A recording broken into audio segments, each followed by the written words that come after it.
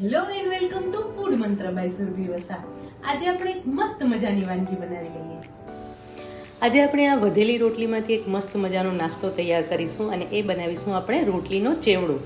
તો એના માટે સૌથી પહેલાં જે રોટલી વધેલી છે એને આપણે ટુકડા કરી લેવાના છે અને ટુકડા કરી અને એના મિક્સી જારમાં એને ક્રશ કરી લેવાની છે. એટલે આવી રીતે સૌથી પહેલાં મોટા મોટા આપણે ટુકડા કરી લઈશું. રોટલી તો આપણા ઘરમાં બે ત્રણ વધતી જ હોય છે અને ઘણી વખત આપણે એને શેકી નાખતા હોય છે, પણ જો તમે આ ચેવડો બનાવશો ને તો બહુ જ ટેસ્ટી તૈયાર થશે. હવે આપણે એને મિક્સી જારમાં લઈ લઈએ. હવે એમાં રોટલી છે એ આપણે ઉમેરી દેવાની છે અને ઉમેરી અને એને ક્રશ કરી લેવાની છે, એટલે કે એનો ભૂક્કો તૈયાર કરી લેવાનો છે. એકદમ સરસ આપણે એનો ભૂક્કો તૈયાર કરી લઈશું.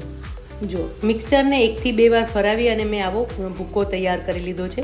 ભૂક્કો કરતા હોય ત્યારે ખાસ એ વાતનું ધ્યાન રાખવાનું છે કે જે રોટલી છે એકદમ ભેગી ન થઈ જવી જોઈએ, નહીં તો ચેવડો સરસ તૈયાર નહીં થાય. આવી રીતે છૂટી રહેવી જોઈએ. તો આવી રીતે તમે જોઈ શકો છો કે એકદમ સરસ છૂટો ભૂક્કો તૈયાર થઈ ગયો છે. હવે આપણે એને વઘારી લેવાનું છે. સૌથી પહેલાં આપણે 2 ચમચી જેટલું તેલ લઈશું. ઘીવાળી જ આપણે રોટલી લીધેલી છે એટલે બહુ વધારે પ્રમાણમાં વઘારમાં તેલની જરૂર નહીં પડે.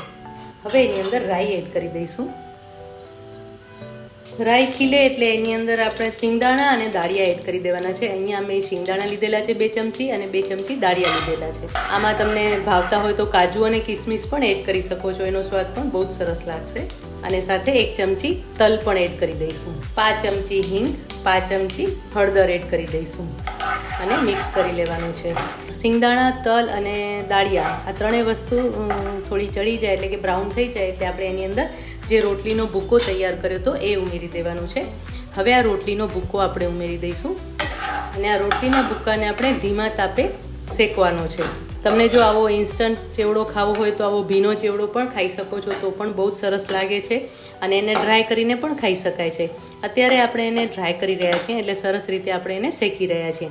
સ્લો ફ્લેમ પર આપણે એને શેકી લઈશું એટલે રોટલીનો જે ભૂક્કો છે એકદમ સરસ ક્રિસ્પી થઈ જશે અને ચેવડો પણ એકદમ ટેસ્ટી તૈયાર થશે. ધીમા તાપે આપણે એને હલાવતા રહીશું.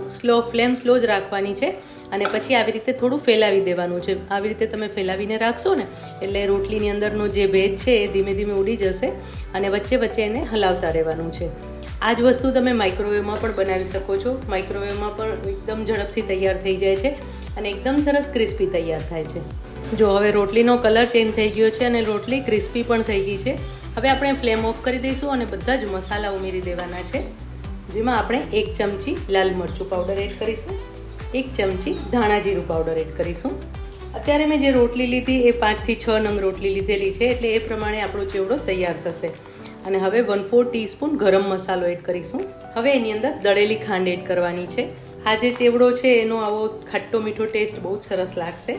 1/4 ટીસ્પૂન આમચૂર પાવડર એડ કરીશું અને સાથે ચાટ મસાલો એડ કરીશું. હવે પ્રોપરલી મિક્સ કરી લઈશું. 1/2 ટીસ્પૂન જેટલું મીઠું એડ કરીશું. ચાટ મસાલો એડ કર્યો છે એટલા માટે.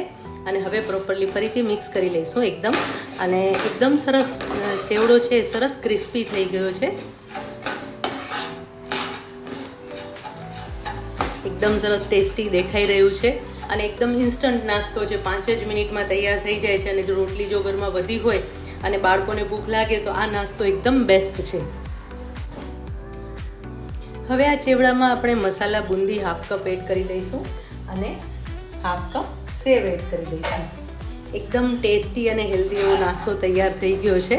રોટલીનો ચેવડો, વધેલી રોટલીમાંથી શું બનાવવું, એને ફેંકી દેવાની, એના કરતાં જો તમે આવો ચેવડો બનાવીને સ્ટોર કરીને રાખશો તો બાળકોને પણ આપી શકશો. અને આ ચેવડો છે એની અંદર ટમેટા, કાકડી નાખી અને થોડું લીંબુ એડ કરી અને તમે ચાટ જેમ પણ સર્વ કરી શકશો. તો ચેવડો તૈયાર છે, આપણે એને સર્વ કરી લઈએ.